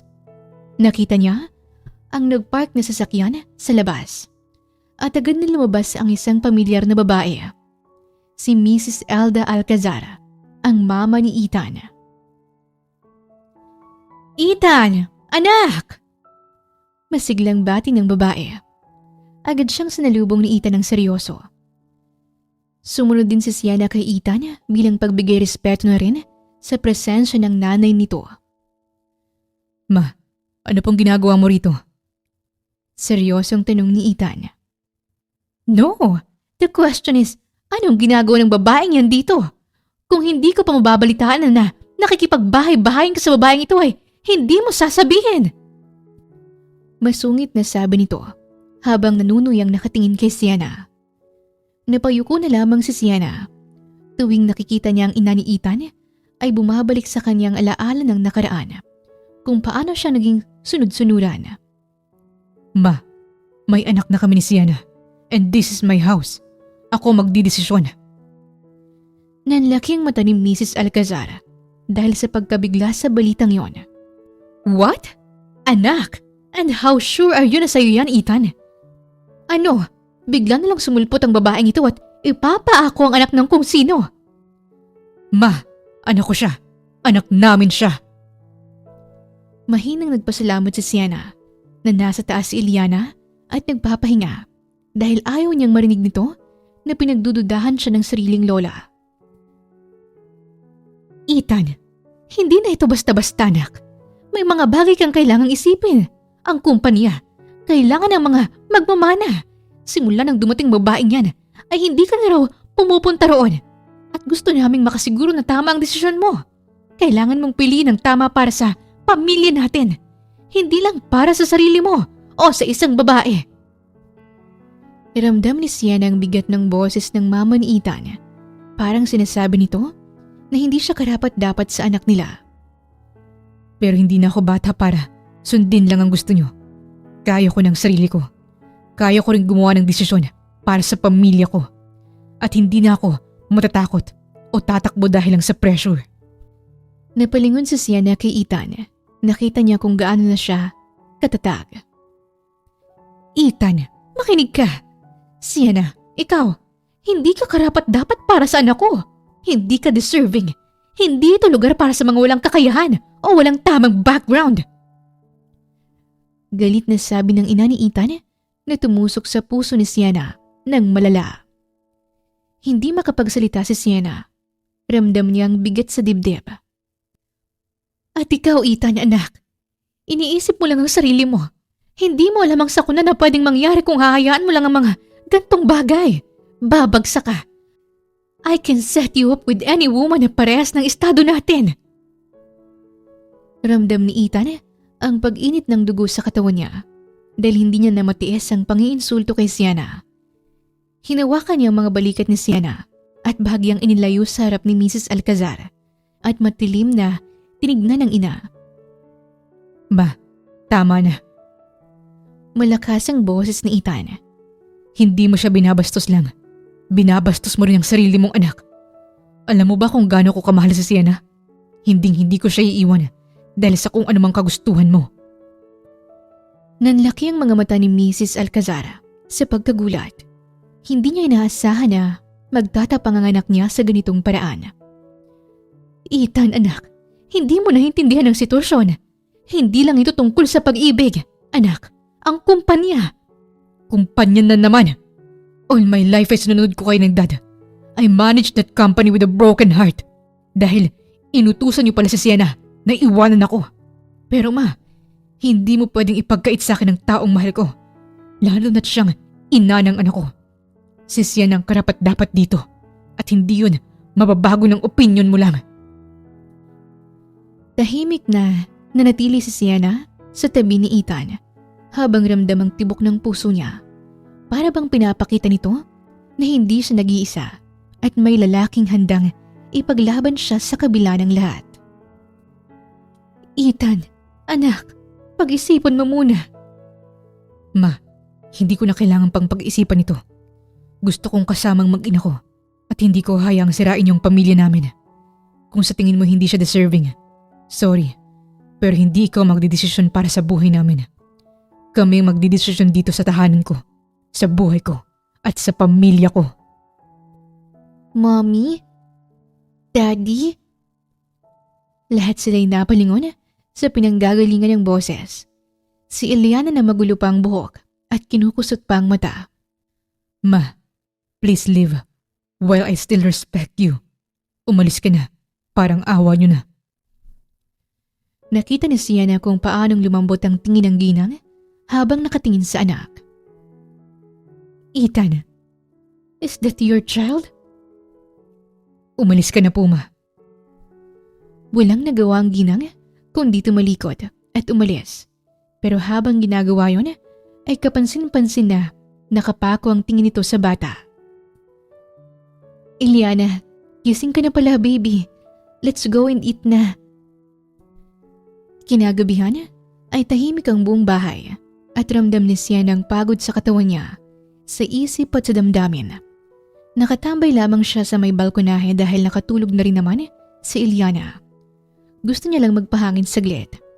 Hindi nagtagal ay may naramdaman siyang presensya na tumabi sa kanya. Biglang nadama niya ang init ng kamay ni Ethan sa likod niya. Sienna. Malumanay ang boses nito na may halong pag-alala at lambing. Napalingon si Sienna at nakitang mukha ni Ethan na ang mga matay nagliliwanag sa ilalim ng ilaw ng buwan. Ethan. Lumapit si Ethan at dahan-dahang inabot ang kamay niya. Pwede ba kitang samahan dito? Napangiti si Sienna ng konti at bahagyang inabot ang kamay niya sa kanya. Sige. Naputo lang sasabihin niya nang maramdaman niyang init ng katawan ni Ethan sa likod niya. Tahimik silang magkasama roon at dinadama ang simoy ng hangin. Ang mga ilaw ng lungsod ay kumikislap na parang maliit na bituin na nagtatago sa dilema. Sienna, gusto kong malaman mo. Sabay hawak sa kanyang mga kamay. Na mahal kita. Hindi lang dahil sa anak natin, kundi dahil sa lahat ng araw na nakasama kita. At lahat ng panahon na nakita kita na tumitibay at lumalaban sa lahat. Mahal kita dahil ikaw yan eh. Napatingin si Sienna sa kanya. Ang puso niya'y tumitibok ng mabilis. Ramdam niya ang init ng boses ni Ethan at ang paraan ng paghahawak niya sa kanyang kamay ay iba rin. Huminga siya ng malalim. Tapos na siyang pigilan ng sariling nararamdaman. Gusto niyang panindigan ito. Ethan, ako rin. Mahal na mahal kita. Matapang na sagot niya. Ngumiti si Ethan kahit halata sa mga mata ang gulat sa sinabi nito. Dahan-dahan niyang inangat ang isa sa mga kamay ni Sienna at hinalikan ang likod ng kaniyang palad. Sienna, salamat. Salamat sa lahat. Sa lahat ng sakripisyo mo. Sa lahat ng pagmamahal mo. Sa lahat ng tiyaga mo. Hindi ko may paliwanag pero sa bawat araw, mas lalo kitang minamahal. Napaluha si Sienna, ngunit hindi sa lungkot. Sa halip, sa sobrang saya at pagmamahal. Sa gabing yun, sa ilalim ng buwan at mga bituin, nagkaintindihan silang dalawa. Ang mga salitang binitawan nila ay hindi lang basta salita, kundi pangako at pagmamahal. Alam mo, Ethan, bulong ni Sienna habang nakasandal sa dibdib niya. Parang sa bawat sandali na kasama kita, mas lalo kong naiintindihan kung gaano kahalagang pamilya at ang tunay na pagmamahal. I love you, wifey. I love you too, hubby. Unti-unting nilapit ni Ethan ang malambot niyang labi kay Sienna. Nang maglapat ang mga labi nila, ay parang nakuryente si Sienna. Nagsimula si Ethan na igalaw ang labi na para bang inaanyayahan si Sienna na gawin rin. Masyado nang nadala si Sienna sa tamis ng labi nito, kaya ginalaw niya na rin ang kaniyang labi at sinasabayan si Ethan. Marahang kinagat ni Ethan ang kaniyang labi. Tuluyan ang iniwan ni Sienna ang kaniyang wisyo nang magsimulang maglakbay ang mga kamay ni Ethan sa kaniyang bewang. Ready to deliver our next baby, wifey? Lumipas ang ilang buwan bago muling nagkaroon ng lakas ng loob ang pamilya ni Ethan na humarap kina Sienna at Ethan. Hindi yun naging madali. Sobrang dami kasing mga salita at nangyari noon na hindi na mababawi. Pero ngayong sinusubukan nilang mamuhay ng mapayapa, ay nais na rin nilang maalis lahat ng negatibo na pumipigil sa kanila na magkaroon ng masayang buhay.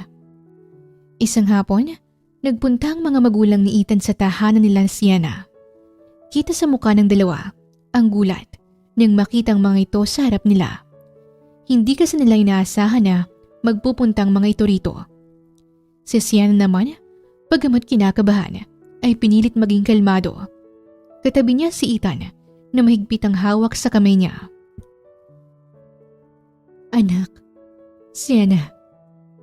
Bungad ng ina ni Ethan. Nandito kami para humingi kami ng tawad. Hindi namin naintindihan agad at naging masyado kaming mapanghusga. Nagpatuloy ang ama naman ni Ethan. Nagkamali kami at gusto naming itama yun. Wala kaming ibang hinihiling kundi maging parte ng buhay niyo, lalo na ng aming apo. Ma, sigurado ba kayo na totoo ito? I don't want my family to be hurt, especially by my own parents. Nangilid ang luha ng ginang. I am sorry, anak. Mali ang ginawa namin noon. Sa pagnanais namin na maibigay sa iyong magandang buhay, ay nakalimutan namin na kaya mo nga palang abutin yun mula sa iyong sariling desisyon. Kaya pasensya ka na, Ethan. I'm sorry, son. Sienna, forgive your mother. Pinagsisisihan niyang lahat ng nagawa niya. Habang nag-uusap sila, ay biglang bumaba mula sa ikalawang palapag si Iliana. Nang makitang mga magulang ni Ethan ay kumunot ang noo nito. Mommy? Daddy? Sino po sila? Apo. Halos pabulong. Sa huli, nagpaalam ang mga magulang ni Ethan. Pero bago sila umalis, yumakap ang ina ni Ethan kay Sienna at bumulong. Maraming salamat sa pangalawang pagkakataon. Ang pamilya nila hindi perpekto.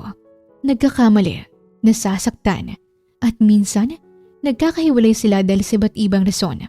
Pero kapag may pagmamahal, pag-intindi, at tapang na humingi ng tawad, may pag-asa palaging maghilom ang mga sugat na minsang nakasakit sa kanila. Ang pagpapatawad ay hindi kawalan ng dignidad. Ito ay pagpili ng kapayapaan. Ang pag-unawa ay hindi kainaan. Ito ay lakas na nagsasabing kaya mong makita ang kabutihan sa puso ng ibang tao. Isang araw, pababa na si Sienna sa hagdan at medyo antok pa siya dahil ginabi siya sa pag-aayos ng naging problema sa business niya. Pagdating niya sa may huling baitang, napansin niyang naglalaro roon si Iliana. May mga kasambahay na naglilinis sa may gilid nito para rin mabantayan ng bata. Napatingin si Sienna sa paligid. Dapat nasa bahay na si Ethan sa mga oras na ito, pero mukhang wala pa rin siya. Nandiyan na ba si daddy mo, baby? Nagkibit balikat lang si Iliana. Napatas ang kilay ni Sienna. Bakit kaya wala pa yon? At bago pa niya maitanong ulit, biglang may malakas na busina mula sa labas. Excited na napatayo si Iliana. Agad niyang hinatak ang kamay ni Sienna at pilit na hinihila papunta sa pintuan. Pagbukas nila ng pinto, para bang nagpos ang mundo kay Sienna. Nandoon si Ethan. Nakasakay ito sa isang mamahaling motor. Nakasuot siya ng fitted black shirt na lalong nagpalitaw ng broad shoulder niya. Dark jeans at sapatos na mukhang bago. Medyo magulo ang buhok niya dahil sa helmet. Nakakaalis niya lang. Pero mas lalo siyang gumwapo dahil roon. Napansin ni Sienna ang nagkalat na mga petals ng rosas sa kinatatayuan niya, papunta mismo kay Ethan. Napahawak si Sienna sa dibdib niya. Ethan, ano to? Lumapit si Iliana sa tatay niya. Daddy, daming flowers for mommy? Ngumisi si Ethan. Yes, para kay mommy. Unti-unti nang naglalakad si Sienna papunta sa kanya at medyo kinakabahan, nalilito at syempre kinikilig. Sienna, wifey, flowers for you. Sabi ni Ethan, sabay abot ng bouquet ng bulaklak. Napatingin si Sienna sa bouquet tapos sa mukha ni Ethan. Ethan, salamat pero ano ba? Pero hindi pa niya natatapos ang sinasabi niya ay may ginawa si Ethan na nagpahinto sa buong mundo niya. Lumuhod si Ethan. Nakita niyang medyo nanginginig ang kamay ni Ethan habang inilalabas ang maliit na box. Sienna, I've wanted to do this for a long time. Napakagat labi si Sienna para hindi maiyak agad. Ethan. I know we went through a lot. Pagpapatuloy niya. Alam kong hindi naging madali para sa atin ang mga nakaraang taon. But isa lang ang sigurado ko after everything. That I love you, Sienna. I love you so much. Higit pa nga yata sa buhay ko. Kaya sa pangalawang pagkakataon. Dahan-dahan niyang binuksan ang box na may mamahaling diamante sa loob. Kumikinang ito at sobrang ganda. Will you marry me? Natulala si Sienna. Hindi niya namalayang tumulo na pala ang luha niya. Tinakpan niya sandali ang bibig niya habang nanginginig ang kamay niya sa sobrang emosyon. Yes. Mahina niyang sagot. Louder, wifey. Yes, Ethan. Pakakasalan kita. Kahit papaulit-ulit. Yes. Sabi ni Sienna sa mas malakas na boses. Pagkarinig nun, ay sinuot agad ni Ethan ang singsing kay Sienna at pinatakan nito ng halik sa labi bago niyakap ng mahigpit. Yumakap din si Sienna pabalik. Dumating ang araw ng ikalawang kasal ni Sienna at Ethan. Sa isang garden venue ginanap ang kasal sa kagustuhan rin ni Sienna.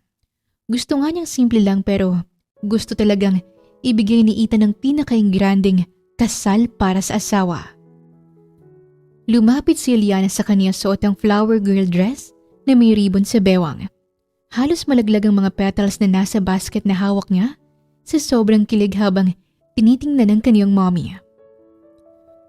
Mommy, pretty! Sabi ng bata habang nakangiti hanggang tenga. Napangiti si Sienna at niyakap ang anak. Mas pretty ka, baby ko. Sagot niya sa anak at hinalikan ito sa pisngi. Nang matapos siyang ayusan, natuwa siya sa itsura niya. Ayaw niya ng sobrang bonggang makeup at yun ang ginawa sa kanya. Sapat lang yon para ma-enhance ang natural niyang ganda. Nang sumilip ang event organizer at sinabing maghanda na sila, ay huminga si Sienna ng malalim. Ramdam niya ang kabog ng puso niya, pero hinawakan ni Eliana ang kamay niya na nagpakalma sa kanya. Nang makarating doon ay may nakaharang pang puting kurtina, kaya hindi niya pa nakikita si Ethan o ang mga bisita. Tumabi sa kanya si Eliana. Dahil wala na siyang mga magulang, ay si Eliana ang kasama niya sa paglalakad patungo sa altar. Sabay nilang narinig ang malumaning na tugtog habang si Eliana ay masayang nagtatapon ng petals sa may gilid niya. Ngunit nang makita ni Sienna si Ethan sa dulo ng aisle na naka-black suit, maayos ang buhok at may ngiting parang matagal nang naghihintay para sa sandaling ito, muntik nang bumigay ang tuhod niya. Hindi makahinga si Sienna sa bigat ng emosyon. Ang lalaking minsang nawala sa kanya, ang lalaking minahal niya, ang lalaking bumalik sa buhay niya at nangakong hindi na siya bibitawan. Naroon ngayon, nakatayo at nakangiti na parang siya ang pinakamahalagang tao sa mundo. Nang inabot ni Ethan ang kamay niya pagdating sa altar, marahang gumuhit ang ngiti niya. Ang ganda mo, wifey. Bulong ni Ethan at kahit pinipigilan niya ay napatawa si Sienna. Pogi mo rin, hubby. Sagot niya. Hinawakan ni Ethan ang kamay niya na parang ayaw ng bitawan. Tahimik ang lahat nang magsimula ang officiant. Nagpatuloy ang seremonya hanggang oras na para sa vow nila sa isa't isa. Hawak ni Ethan ang kamay ni Sienna habang nagsisimula siyang magsalita at ramdam agad ang panginginig ng boses niya. Sienna, maraming beses kong inisip na baka hindi na ako magkakaroon ng pagkakataong ganito. Baka hindi na ako mahalin ng taong minahal ko ng sobra. Hinawakan niyang magkabilang kamay ni Sienna na parang doon kumukuha ng lakas. Pero nandito ka. Bumalik ka. Pinili mo ko ulit. At simula ngayon, araw-araw kong ipapangako na pipiliin din kita. Napahalakhak ng mahina ang mga bisita nang sumabat si Eliana habang nakaupo sa may unahan. Daddy, don't cry po. At natawa si Ethan habang pinipilit maging composed. Nang turn naman ni Sienna, hindi niya na kailangang mag-isip. Tumingin lang siya kay Ethan at parang kusang bumuo ang mga salita sa bibig niya. Ethan, kahit anong mangyari sa atin, kahit gano'n tayo nasaktan nun, lagi kong alam na ikaw ang tahanan ko. Hindi nawala yon. Kahit iniwasan ko, kahit tinakasan ko, nandyan ka pa rin. At ngayong araw, pinipili rin kita. Pinipili kita. And pipiliin kita kahapon, ngayon, bukas, at magpakailanman. Biglang sumabat ulit si Eliana. Mas malakas pa ngayon. Ako rin po. I choose Daddy. Kaya nagtawanan ng lahat. At doon ay isinuot nila sa isa't isa ang singsing na tanda ng kanilang pagmamahalan. You may now kiss your bride. Dahan-dahang lumapit si Ethan, marahang humawak sa bewang niya. At si Sienna naman ay napahawak sa dibdib niya. Ramdam ang mabilis na pintig ng puso nito. Naglapit ang kanilang mga labi at pinagsaluhan ang matamis na halik. Pagkatapos ng halik, niyakap ni Ethan at Sienna ang isa't isa. At sa gitna nila ay sumasama si Eliana at yumakap din sa kanila. Nagpalakpakan ng mga bisita habang puno ng galak na nakatingin sa mag-anak. Sa kwento ni Sienna at Ethan, makikita natin na hindi madali ang paghilom, lalo na kapag ang sugat ay galing sa taong minsan nating minahal at patuloy na minamahal. Pero ang kanilang muling pagkikita ay nagpapaalala na minsan ang buhay ay nagbibigay ng pangalawang pagkakataon. Hindi para balikan ang nakaraan, kundi para mas maintindihan kung bakit kailangan nila itong pagdaanan. Ang pagpapatawad ay hindi nangangahulugang nakakalimot. Ito ay pagtanggap na may nasaktan, may pagkukulang at may mali, pero may puwang pa rin para magbago. Ang pag-intindi ay hindi laging madali. Kailangan ito ng tapang. Tapang na makinig, tanggapin ang totoo at unawain ang kwento ng isa't isa. Natutunan nilang hindi sapat ang pagmamahal kung walang komunikasyon at hindi sapat ang salita kung walang aksyon. Wakas! Maraming salamat po sa inyong pakikinig sa kwentong ibinahagi namin ngayong araw. Muli, ito po ang Tales of Siren at hanggang sa ating muling kwento. Maraming salamat po.